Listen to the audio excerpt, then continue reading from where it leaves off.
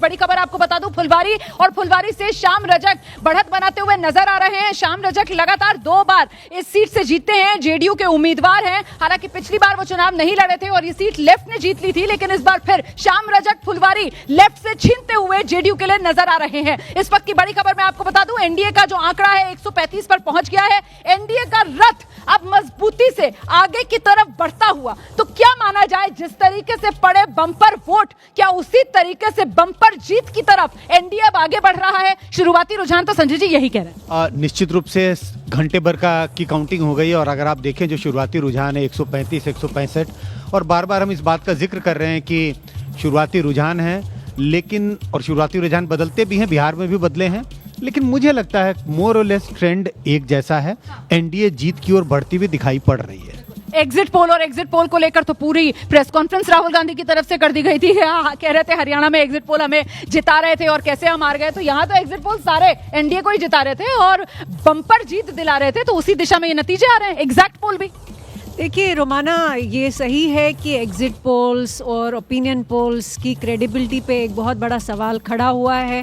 कई बार ऐसा हुआ है कि एग्जिट पोल्स के नतीजे बिल्कुल विपरीत रहे हैं जो एक्चुअल रिजल्ट्स रहे, लेकिन बिहार का ओवरऑल अगर आप पॉलिटिकल लैंडस्केप देखें, उसमें नीतीश कुमार बहुत स्ट्रॉन्ग लीडर के रूप में देखे गए हैं और वो जो पॉपुलैरिटी उनकी है वो ग्राउंड पे है, विजिबल है, उसमें कुछ छुपा नहीं है। इसलिए ये ट्रेंड जो है 130 135 एनडीए के लिए, ये लगता है रियलिस्टिक फिगर होना चाहिए, चूंकि नीतीश कुमार एक बहुत बड़े पॉपुलर लीडर है बिहार में। बिल्कुल, नीतीश के नाम पर ही क्या बिहार में वोट पड़ा है, इसको लेकर भी आगे विश्लेषण करेंगे, लेकिन फिलहाल एनडीए मजबूती के साथ 135 सीट पर सबसे आगे बढ़त बनाए हुए, जादुई आंकड़ा पार करके 2020 वाले नंबर को और बेहतर करते हुए एनडीए इस वक्त 135 पर, महागठबंधन पिछड़ते हुए 65 पर। लेकिन इस सब के बीच आरजेडी एक बार फिर बिहार की राजनीति में शुरुआती रुझानों में सबसे बड़े दल के तौर पर अपनी मौजूदगी दर्ज करा रही है और सबसे बड़े दल के तौर पर 65 जो महागठबंधन को सीटें मिल रही हैं, उसमें 57 आरजेडी के कोटे से आ रही हैं। अब जरा सोच लीजिए आप, महागठबंधन जिसमें 7 दलों का साथ बताया गया, वो 7 दलों में सिर्फ एक आरजेडी है जो फिलहाल कुछ करिश्मा करती हुई नजर आ रही है और जिसकी वजह से 57 सीटों की बदौलत ये तेजस्वी महागठबंधन जो है वो 65 का आंकड़ा हासिल करते हुए नजर आ रहे हैं। और दूसरी तरफ एनडीए आप देख रहे हैं, एनडीए के खाते में 135 सीटें फिलहाल जाती हुई नजर आ रही हैं, शुरुआती रुझान है। और बड़ी बात यह है कि एनडीए में जो कहा जा रहा था कि इस बार जुड़वा भाई सीट बंटवारे में बीजेपी और जेडीयू बने हैं, उसी तरीके से स्ट्राइक रेट भी बीजेपी और जेडीयू का करीब करीब बराबर है। बीजेपी 65 पर है, जेडीयू 63 पर है, मतलब दोनों के बीच बिल्कुल उसी तरीके से सामंजस्य नजर आ रहा है। और इस बीच ऊपर के जरा पट्टी पर नजर डाल लीजिए, हालांकि एनडीए का नंबर अब कुछ घटा है और एनडीए 135 से घटकर 132 पर आया है, वहीं महागठबंधन 65 से 72 पर पहुंच गया है। मतलब क्या अभी तस्वीर और उलटफेर होना बाकी है, क्योंकि आदेश तो बार बार ये कह रहे हैं कि आप बहुत जल्दबाजी में हैं, लेकिन जैसे जैसे नंबर आ रहे हैं ना, वैसे वैसे नंबर एबीपी न्यूज आप तक पहुंचाने का काम कर रहा है और जैसे जैसे नंबर बदलेंगे वैसे वैसे नंबर भी हम आप तक पहुंचाएंगे। फिलहाल नंबर ये कह रहा है कि एनडीए 132 पर है और महागठबंधन अभी कुछ देर पहले तक 65 पर अटका हुआ था और आगे 72 पर पहुंच गया। आदेश 9:14 हुई है, 14 मिनट से ईवीएम खुली है, उसका ही रुझान है। उसके पहले जो रुझान था वो पोस्ट बैलेट का था। नहीं, संजय जी बता रहे थे कि अब साइमल्टेनियसली दोनों की गिनती शुरू होती है। मैंने पटना बात की थी, वहाँ से मुझे बताया गया कि 9 बजे ही ईवीएम की काउंटिंग स्टार्ट होगी, साइमल्टेनियसली शायद ना हो पाई हो।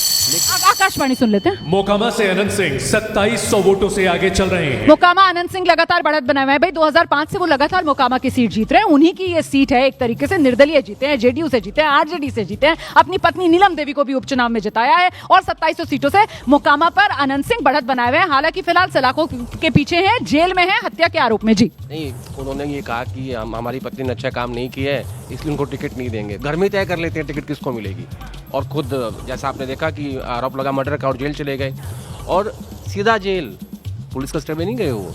और पुलिस वाले पहले पंखा लेके आगे चल रहे थे, अनंत सिंह पीछे भी चल रहे थे, तो वो तो जीतेंगे, सबको पता। बाहुबली रोहित से पूछेंगे ना ये सुशासन, इस पर तो रोहित जवाब देंगे, लेकिन आप मुझे इस नंबर पर बताइए। एनडीए 132 है और महागठबंधन 72। ठीक है, अभी मैंने कहा ना शुरुआती रुझान है, अभी 9:15 हुई हैं, 15 मिनट का ही टोटल रुझान है ईवीएम का। मुझे ऐसा लगता है कि अभी आप कम से कम 1-1.5 घंटा इंतजार कीजिए। अक्षत, आप भी इंतजार करेंगे अभी? मैं तो वेट करूंगा।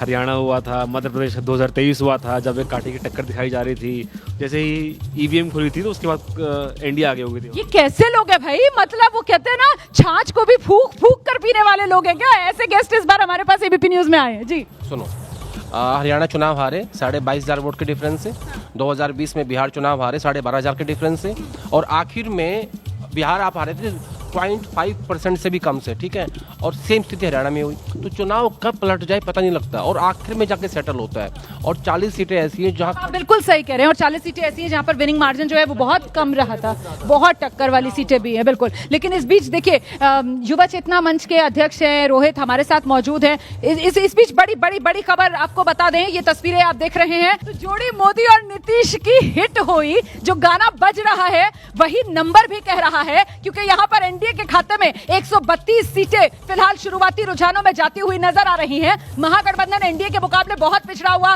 72 पर नजर आ रहा है। प्रधानमंत्री नरेंद्र मोदी खुद पहुंचे थे सोनटा पुल पर, और ठेठ बिहारी अंदाज में प्रधानमंत्री नरेंद्र मोदी ने अपना गमछा लहराकर वो डबल इंजन की सरकार कैसे बिहार की तस्वीर बदल रही है, बिहार के लोगों की तकदीर बदल रही है, इसी का संदेश बिहार के लोगों को दिया था। और क्या ये उसी का नतीजा है कि बिहार ने एक बार फिर भरोसा किया है डबल इंजन की सरकार पर, और एनडीए को दिया है ये बम्पर आशीर्वाद, क्योंकि वोटिंग हुई थी अपरंपार।